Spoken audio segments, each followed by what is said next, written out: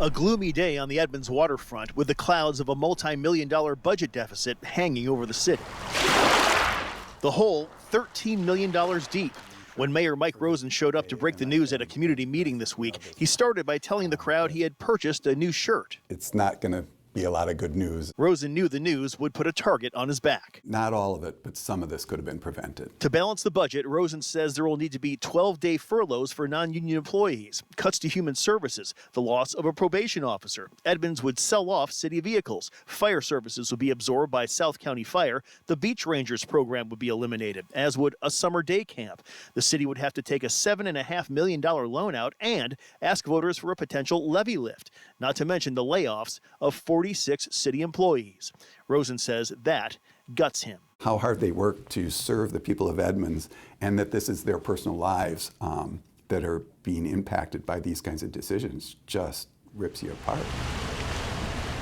The problem started when the city overestimated revenue by $200,000. It also overestimated the beginning budget balance by $550,000. The city paid over $250,000 unbudgeted dollars to laid off employees. That's $1 million in mistakes. How did this happen? And shouldn't somebody be paying closer attention to this? Yes. Rosen says he inherited much of this mess when he walked into City Hall in January, but he takes full responsibility for cleaning it up. Laying blame doesn't help, but there are lessons learned in what took place, and that helps in developing approaches to preventing it in the future. The mayor says he is confident there will be a light at the end of this tunnel. We have a history of showing up and rolling up our sleeves and working together, and I believe the same will be true now. City Council will now look at the mayor's proposals and they will vote on a final budget in November.